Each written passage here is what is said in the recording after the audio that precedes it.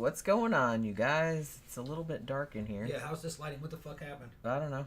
What the hell? I haven't been here all day. What are you asking me for? Oh, you know what it is? What? The light on the little camera isn't on. Well, it wasn't on before. Wasn't on last time? No. Well, you told me to darken the camera because before you told me it was too bright. Man, this shit's fucked up. Well, you know.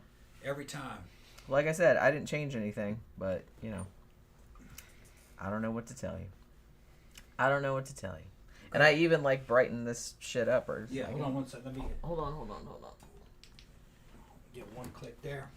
I mean, that's too, like, I think that's too bright, but whatever. Yeah, darken that. Oh, well, I just brightened it because I didn't know you were doing that. I brightened the other ones. That's good. I just brightened these. Okay. I may have dimmed these after the show. Yeah, maybe you did. Think I dimmed because, them like I after said, the I show. haven't been in here and I haven't touched anything, so you know. I think I dimmed them. Yeah. So, you know, whatever. Yeah. Where'd Pookie go? You had her for like 2 seconds and then she took She's over off? there in the bathroom. Oh, okay. Yeah, she's farting around. All right. So, hey, you guys, it's Monday, and we're doing a movie review. So, just as I promised, we went over the weekend on Saturday afternoon and finally saw The Last Voyage of the Demeter, which I had actually been looking forward to for quite a long time. There was a lot of people in the theater, actually. I mean, considering that it was like a horror movie and like a literary horror movie. Yeah. So there was more people in there than I was thinking. Because I heard it's not doing very well. Because, I mean, I think Barbie and Oppenheimer are still, like, kicking everyone's ass. So this movie didn't really make all that much money, like, in its opening weekend. And the reviews, it seems to have been kind of mixed, which is kind of strange. I really liked it, too. Yeah. I thought it was great. Yeah. I thought it was great. It's a Universal monster. They keep trying to reboot the Universal monster things, and I don't know if it's possible in the modern era to do it with such old stories that have to be, they're old gothic horror stories, and they have to be told period. And a lot of people don't want to see a period movie. This is great. I thought it was great, man.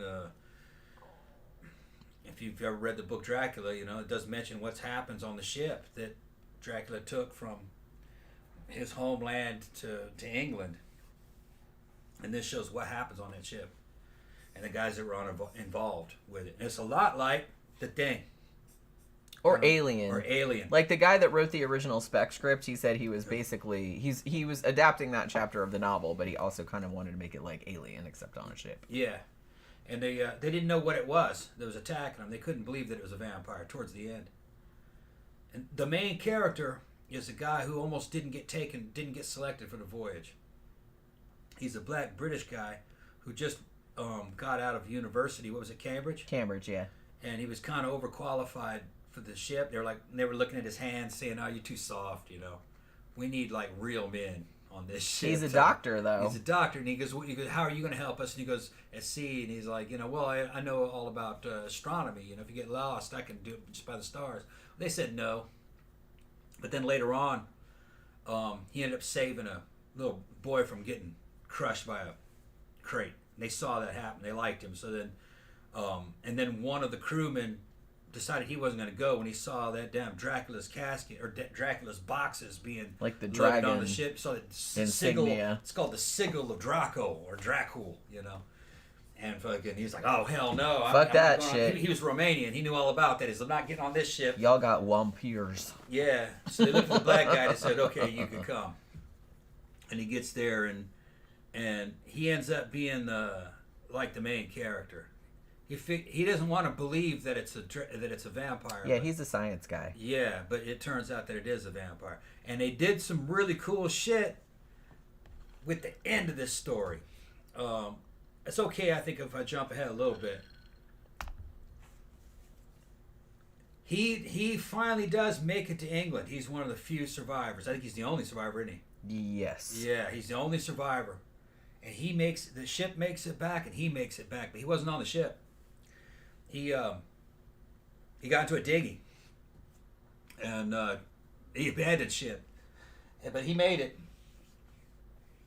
And when he went into a tavern, and Dracula found him there, and fucked with him, touched the back of his head, and he saw that is, man, that's Dracula.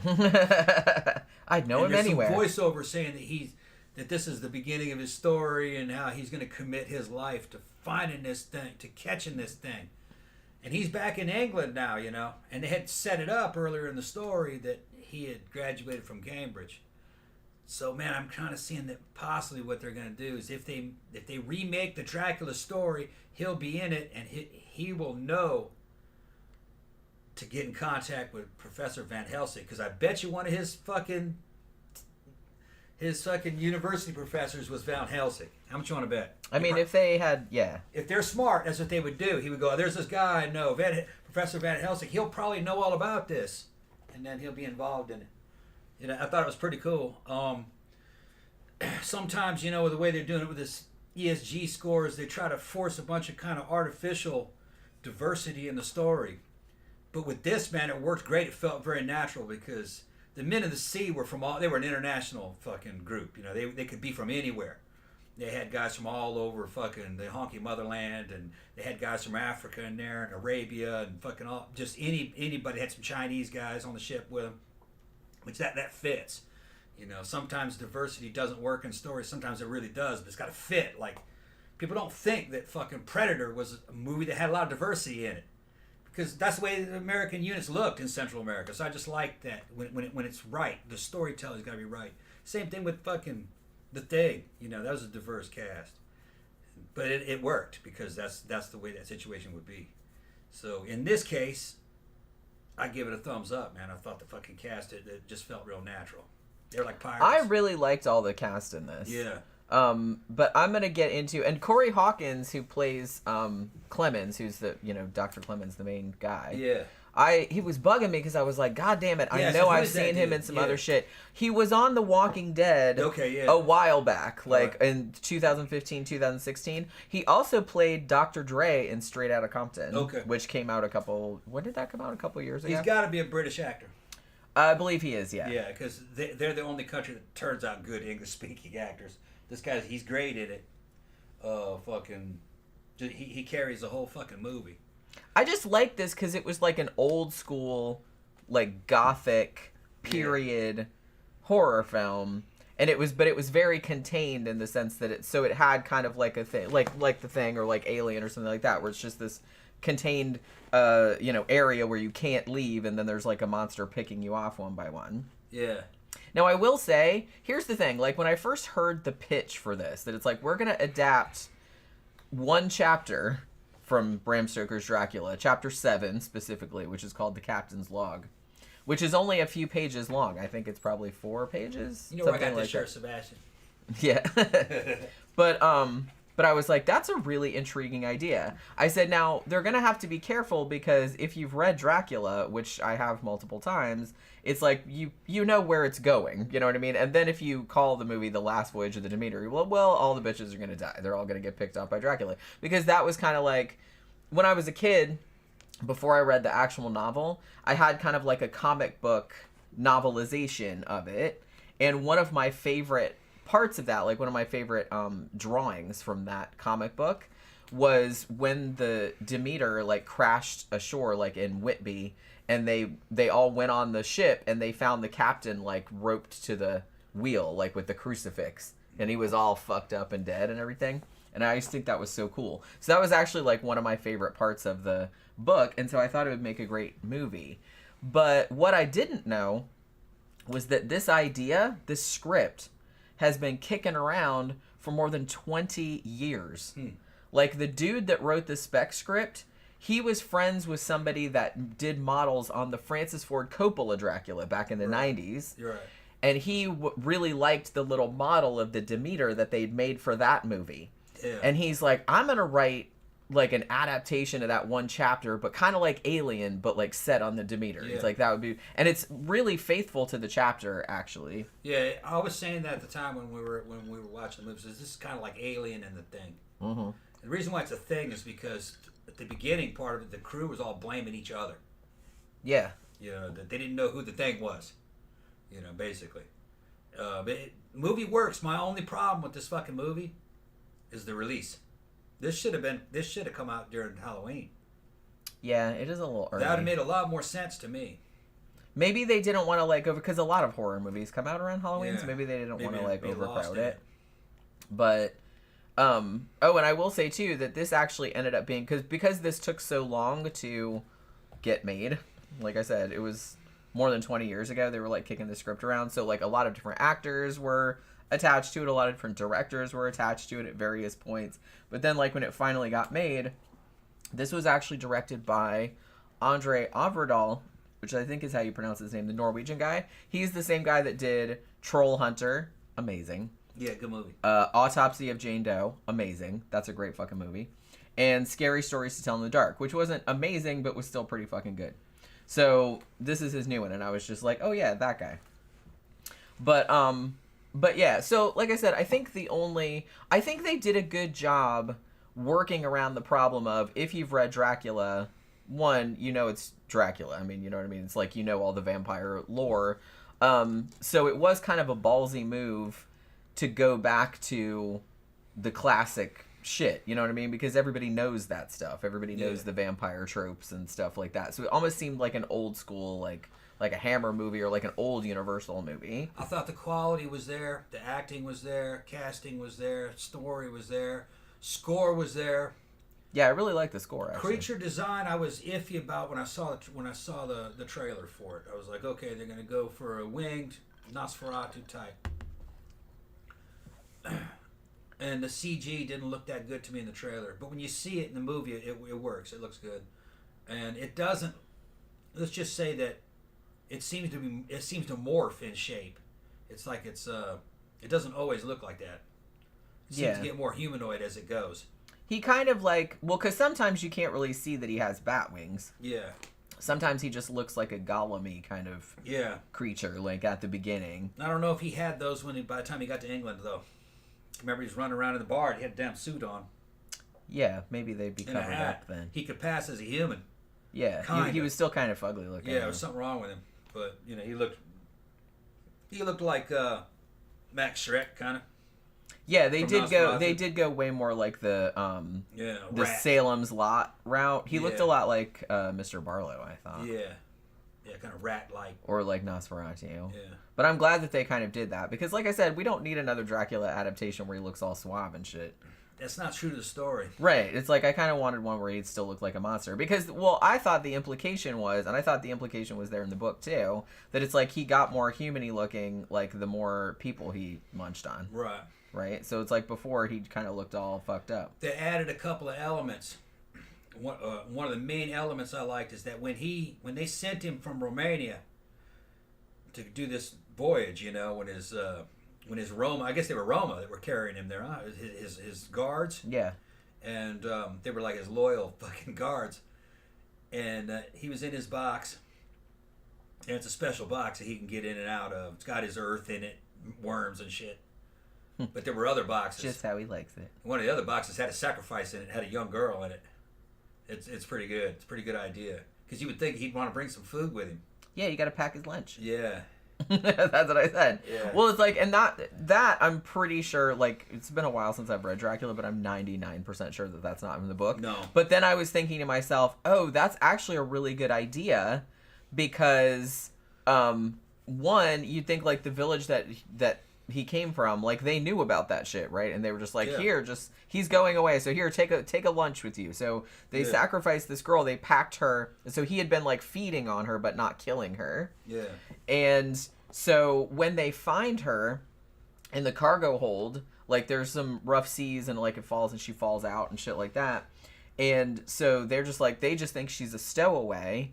And so the doctor, like, starts giving her all these transfusions and stuff like that. So they kind of save her, but then she's there to give them, like, kind of exposition. Yeah. So her and the doctor kind of play off each other because she's like, look, this is like a fucking vampire pretty much. Yeah. I don't think they ever use that word, really. Do they? Did they ever say vampire? No. Maybe they did. Maybe they did. I don't think so. But because I don't think because the Romanian girl could speak English. And she told the crew that her village had an agreement with the count, and that to protect him and to keep from a certain amount of people had to be sacrificed. Yeah, and they were just like, Yeah, and he would okay, protect we them. can do that. Yeah. If he would protect them if they protected him. So they were kind of like they had an alliance with him.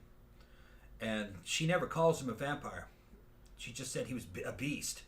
And he says he's a monster, but don't think that he's an animal. He's intelligent. Yeah. You know, he said he's very intelligent, but I don't think she ever calls him a vampire. I mean, maybe she did, but I can't remember. I mean, I'm wondering if they used that word. I think maybe they did. But I don't know if she did. That he feeds on the blood of the living. Yeah. And sleeps during the day. Yeah. And he can't come out during the day. So I like the fact that she was on there. So like I said, she was there to kind of give them some information because she was from the village, like she knew about it. Yeah.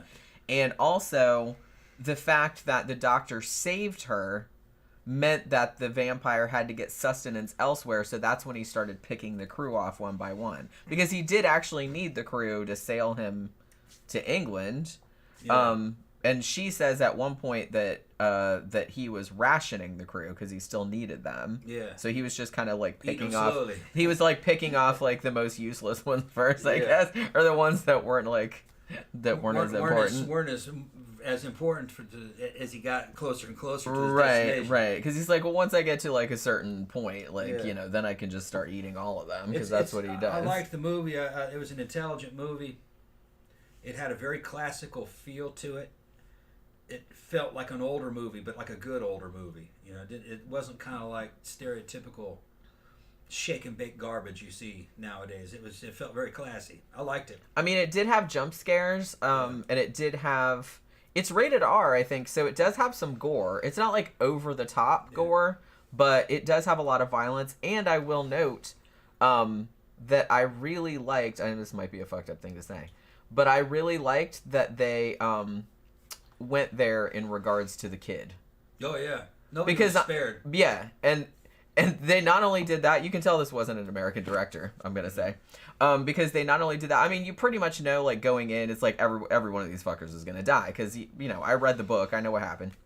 So there's a kid on there, and I'm like, I'll be really mad if they spare that kid. It's obviously you don't want kids dying in real life, but in movies usually they're not ballsy enough. He's the cabin boy. But well, he's the grandson of the captain. Yeah. Too. And he's an adorable kid, and he's like adorable, and I'm like, they better kill that kid. He's what, 8 maybe 9 10? Yeah, something like that. I was thinking maybe 10. Yeah. But yeah, something like that. But they kill the dog too, which but I think the dog is actually the first one to go, and then like all the livestock. But it's like, so they not only kill the kid, they also like kill the kid in a really horrible way.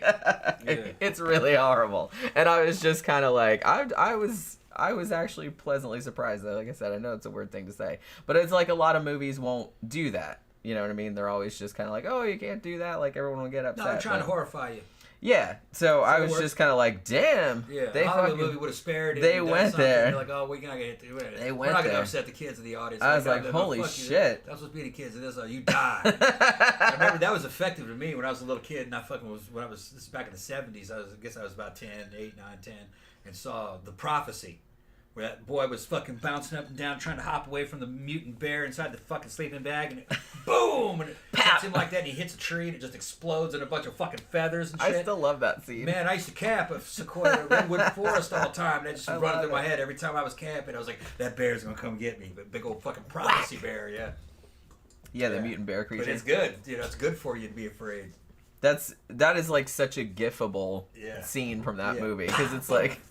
It's horrific and yet hilarious at the same time. It's great. And it doesn't help that like the kids that the sleeping bag is like yellow, so he kind of looks like a little banana like hopping around. Yeah, and he can't get out of it, so he just starts. And he's just like it's just like inherently ridiculous. And then the bear just goes whack, and it just explodes. He and like explodes on a tree. It's so awesome. Yeah, I can watch that over and over.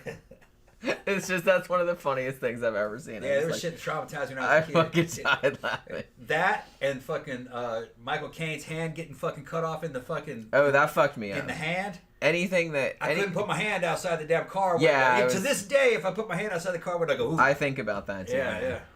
I'm the same way. Right. Anything that had any movies when I was a kid that had like decapitation, mostly decapitation, but anything where a limb got cut off, that really stressed me out. And it was like, so I would think about that like all the time. But yeah, so like I said, I seem to see that this is getting mixed reviews. Like some, like Rolling Stone seemed to really like it. Like another, like Stephen King seemed to really dig it. Guillermo del Toro came out because that's kind of his jam. He loves that gothic horror thing, and so they like all seem to like it. But a lot of the other reviews were kind of like meh. You know what I mean?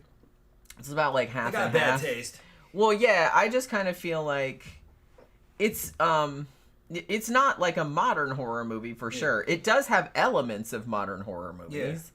But I feel like it's more like, I don't want to lean too hard into saying it's like a Hammer film, but it is like, it's more stately pace, it's a classy movie. like that, and it's like, and it's kind of classier. Yeah. Somebody compared it to what is that? Which is not a horror movie, but Master and Commander with Russell Crowe and all that. Which I guess it's kind of like that, but it's like a gothic monster-y version of that. Now I hope they make the sequel, man. I bet they won't because I don't think it's making enough money. But see, that would be cool. It just seems like Universal, I mean, they've been trying, we talked about this before, they've been trying to get this Dark Universe thing off the ground, and now it's just kind of like scattershot everywhere. Yeah. Where it's kind of like that, now they're kind of taking the ideas that they initially had for the shit, and then they're just being like, whatever, just make like one-off movies. Like I said, they made like The Invisible Man, which was like a modernization of them. I really liked that. I thought that was great. But some of the other stuff, like, not so good. And it's like they're trying to, like, make a, you know, an expanded universe. Yeah. And they just can't seem to get it together. No, part of the problem is the other Hollywood studios just pissing in the well constantly. They're constantly making bad reboots and fucking garbage. And so the consumer fucking confidence isn't there in these things, you know? And, Universal's got a bad habit of fucking not finishing what they begin. You know, they're like Genevieve said, they tried to reboot the Universal monsters, but they can't stick to a plan or any kind of overarching theme or anything. You know. Yeah, you got to plan that shit ahead of time if you're gonna have something that complicated. It's like writing a novel. You're gonna have to have all of this shit. And to do that, you got to have a bunch of people on board, and you got to be able to have decent writing and good actors and somebody who can fucking control all these fucking directors, and that's just not going to happen with these knuckleheads that are in the industry. Well, and the thing about it, though, is that writing a novel is a very different thing. That's a very solitary pursuit, generally, whereas movie making is a big team effort. Yeah. And it's like sometimes, like, look at this movie. This movie took, like, more than 20 years to get off the ground from, like, when the first draft of the script was written. And it just was passed from director to director, and, like, different actors were attached. And then it's like, you know, and some, like, studio heads are like, we don't want to do that. We have this own project. So it's like you never know. And I think that's kind of a little bit too why they have such a hard time with these expanded universe things, because it's just kind of like, well, too many people involved. Yeah, there's too many people involved, and it's like you never know if, you know, the you know, president of the company is going to change out, and it's like, we're going to push this back and we don't want to do that now, and like everybody has their own ideas for it, and it's like there's too many cooks in the pot. So it's kind of hard to get like a cohesive vision, you know what I mean? I think if you want to do like a big cohesive vision like that, I mean, just write a novel or a series of graphic novels or something like that, which is just like one author. If I were going to see some movies this week, I'd either see The Meg or this one. I equally recommend either one of them, and they're totally different. Yeah, completely different movies. Completely different movies. You see them for different reasons. One big dumb action movie with cool actor in it, which we're going to get that video reinstated. Supposedly. I submitted like a little legal what do they call it?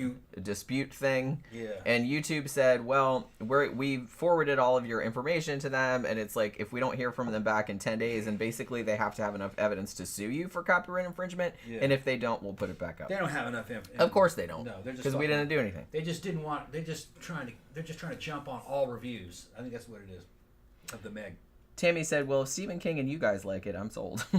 Yeah. I think and Guillermo del Toro likes it. Yeah. Like I said, if you like old school Gothic stuff, if you like Guillermo del Toro stuff, if you like Hammer movies, if you like stuff like that, then you'll probably really dig it. It does have like some modern touches to it, especially like in the monster design. And even though I've heard, I don't know how much of that was CGI. I know some of it was CGI, but that was actually a guy in a suit. Yeah.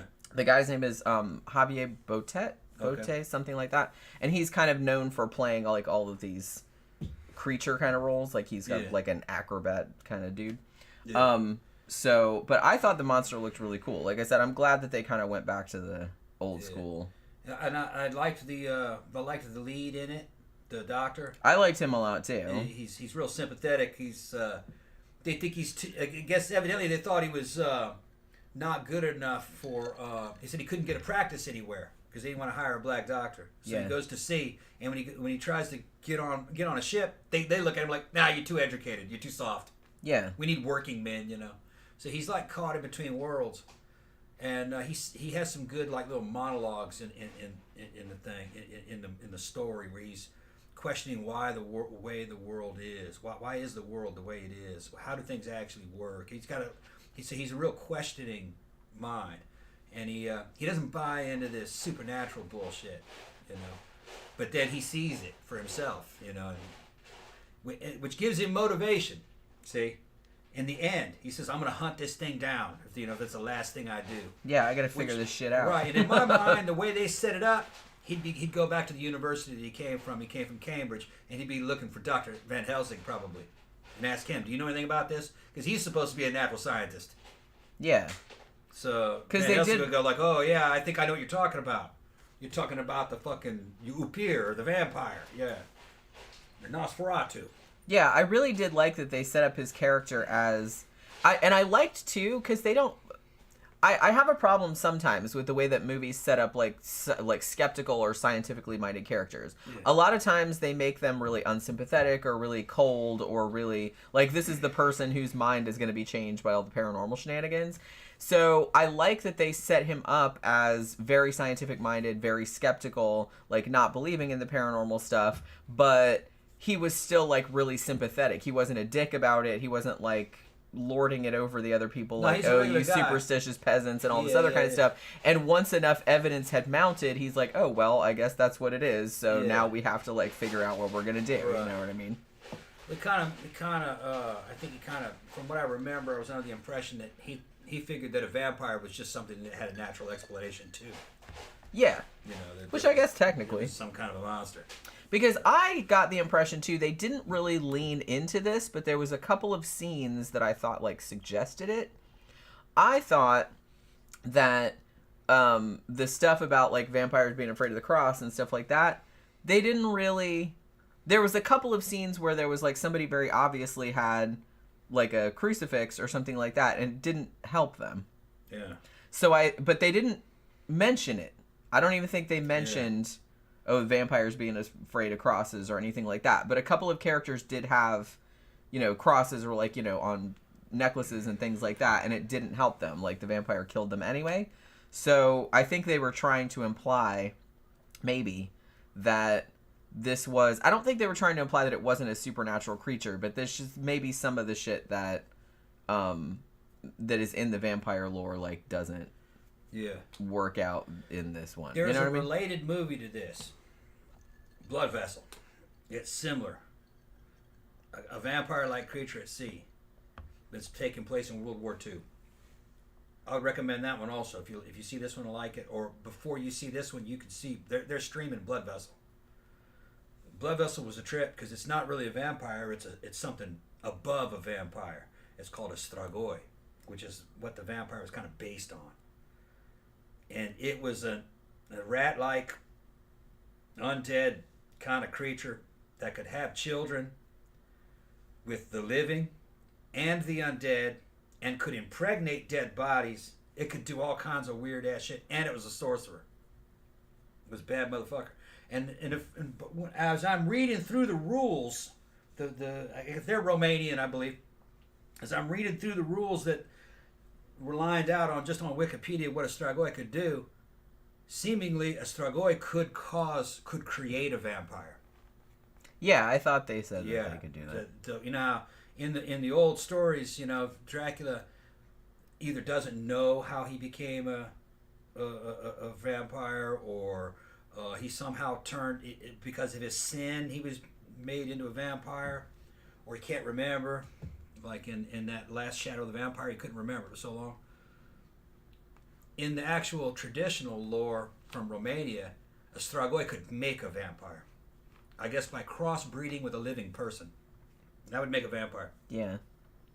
We're going to get all into that because our main show on Wednesday night is all about vampire and werewolf lore. Okay. That finally won the poll. Okay. I've been wanting to do that show for a really long time. Yeah. So we're finally going to get it. So we're doing like a whole vampire week. But yeah, if you haven't seen Blood Vessel, I think it might be for free on Tubi. I think we watched it on Shudder, but it might be Vessel? Blood Vessel, yeah.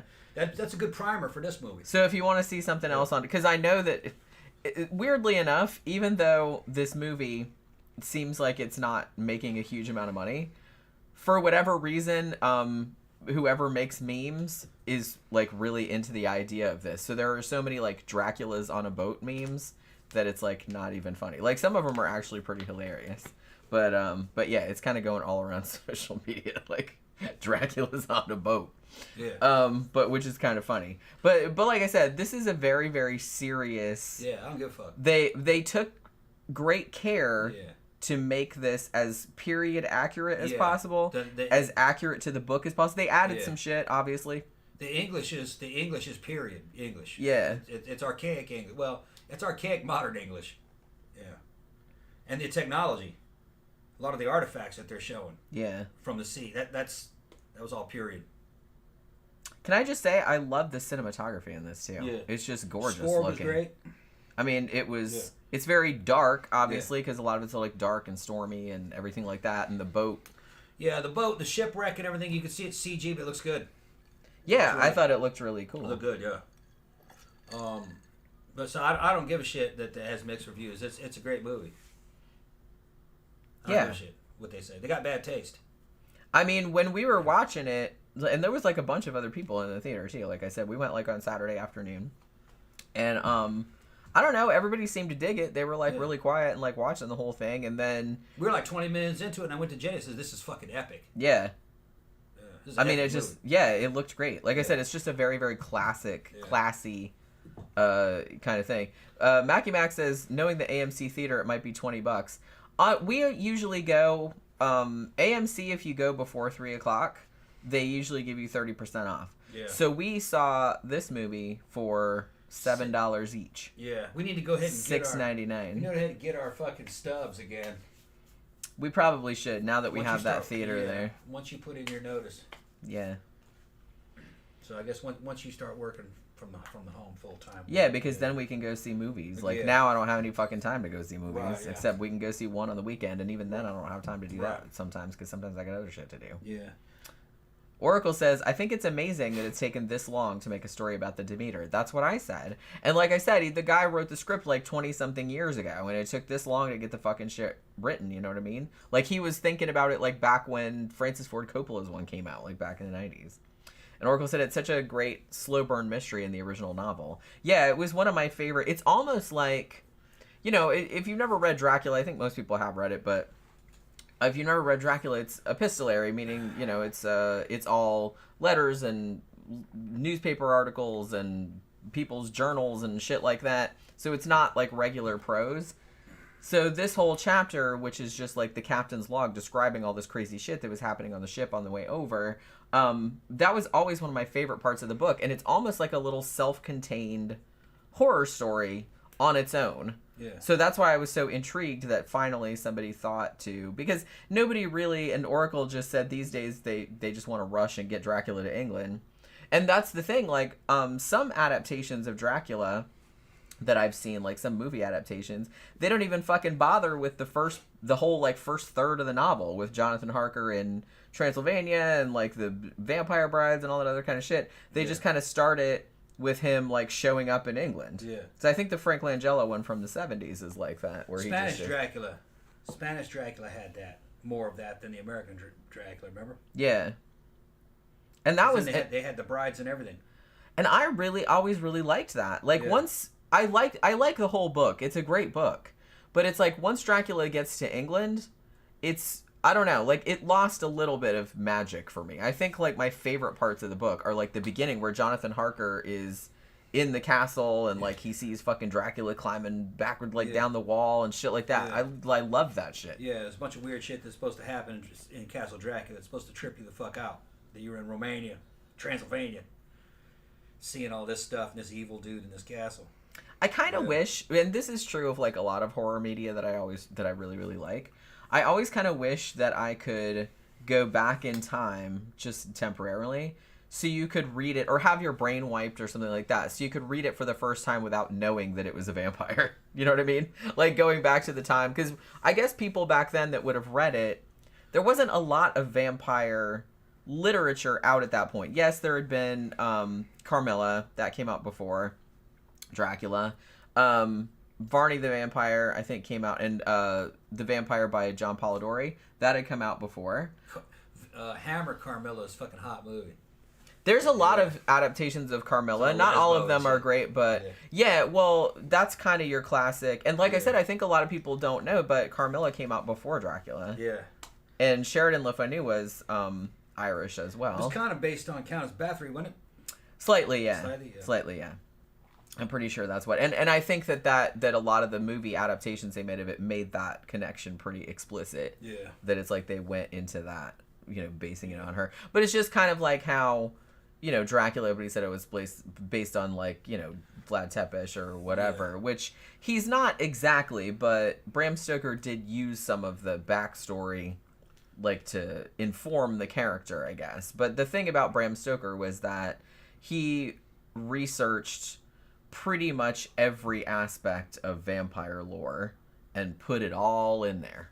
You know what I mean? Because like I said, it's not like now when, you know, there's fucking 40 bajillion vampire movies and books and everything like that. Like back then it wasn't really that common a monster, like, to write about.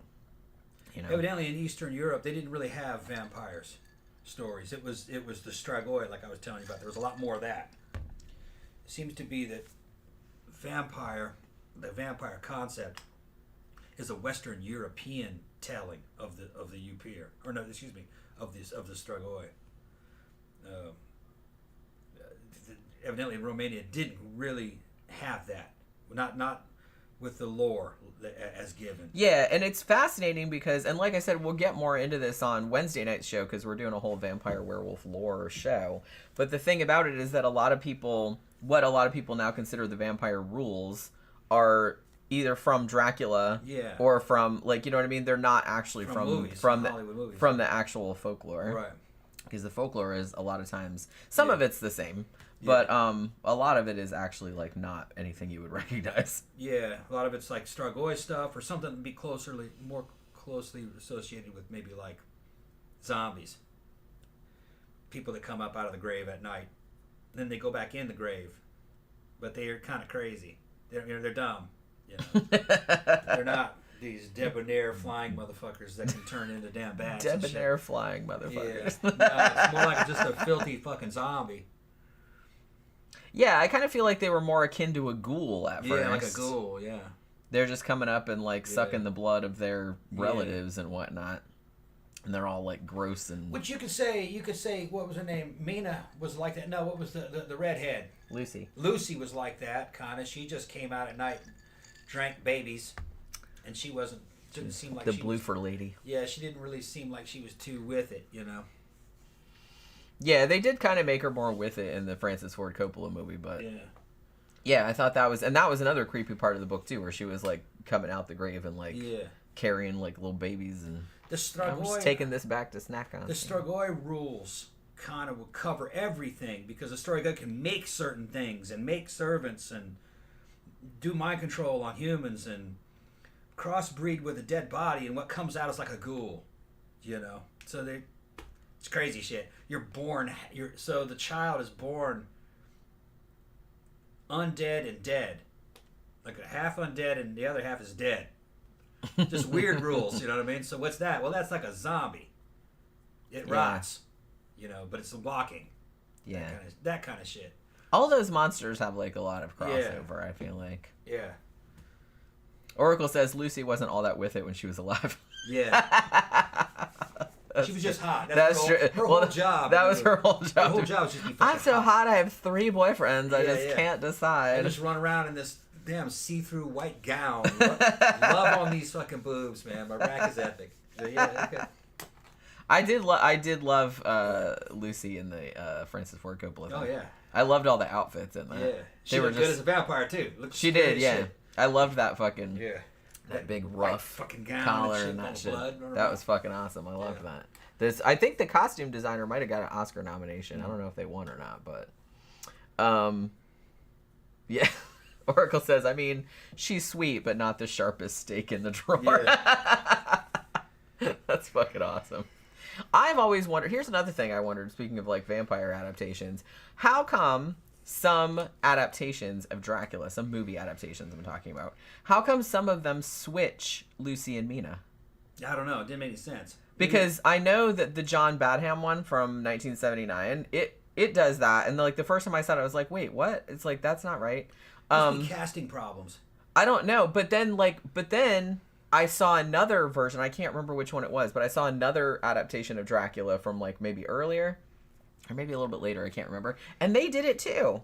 And I'm like, what? Do y'all just not know how to read or like the names? Because there's absolutely no reason to switch those 2 characters. Absolutely no reason at all. And I will note that the 1979 one, not only did it switch Lucy and Mina, but it also made Mina... Wait a minute. It also made Lucy Van Helsing's daughter? Yeah. Right? Or Mina Van Helsing's daughter? It made them like all related somehow. Maybe they were doing that so you couldn't preempt the story. So you wouldn't know what was going to happen. Maybe. But I don't know. Actresses fighting over roles, maybe? It's like it didn't make any sense to me. Because it's like it didn't really switch their characters. Just their names. It just switched their names. Yeah. Which I thought was kind of bizarre. And I was like, and I can't, and had that movie been the only one to do it, it's like that would be mysterious, but I'd just be like, okay, whatever. But then I found out there was a couple other ones that did that too, and I'm just like, why? That does not make any sense to me. They had a different preference for the sounds of the names, maybe. Yeah, Oracle said Mina was Van Helsing's daughter in the 70s one. Yeah, that's what I thought. And didn't they make, like, Lucy was related to somebody too? Wasn't she Dr. Seward's daughter or Dr. Seward's or something? I remember, it's been a while since I've seen it, but a couple years. But I'm pretty sure they made Lucy related to somebody too, and I think it was Dr. Seward. But I can't remember. So they made everybody related. Maybe they thought that would be more impactful from a character point of view, because it's like, you know, in the book, like, Mina and Dr. Van Helsing are obviously not related. You know, they're just, like, random strangers that become friends later on. So they're like, well, maybe it'll give it more, like, character heft, like, to make them related. So it's, like, a bigger deal. Like, I get that, but I don't know. Yeah, or said the why is that studio suits are idiots. Yeah, I'm sure that's probably the only reason. But I always wondered why that was, though. And it's like, I've never really seen a definitive answer, like an explanation for why you would do that if you're just going to if you're trying to make an adaptation. You know what I mean? I don't know. It's just weird to me. It's just something that has always kind of fascinated me ever since I saw that movie. And I was just like, why are the characters all switched around? I don't understand. But yeah. All right, so I guess we've been going almost an hour, so I guess we can go. But yeah, so like I said, this movie seems to be kind of tanking, so if it sounds cool to you, then please go see it, because I really, really liked it a lot. I thought it was great. And yeah, and like I said, if you like real classic horror, like, you should really watch it, because it's really good. And yeah, so as I mentioned, if you want more vampire action, we're going to be talking about that on the main show on Wednesday night, because we're going to do vampire and werewolf lore, so that should be a fun one. Somebody already sent me a message today, like on the poll winning thing, and said we need to dress up for that. I don't know if I'll have time, because like I said, I'll only have like an hour when I get home from work, but I don't know, maybe I'll try and do some vampire shit. We'll see. We'll see what happens. But yeah, so hopefully you guys can join us on Wednesday night for that show, and we will see you guys then. Good night.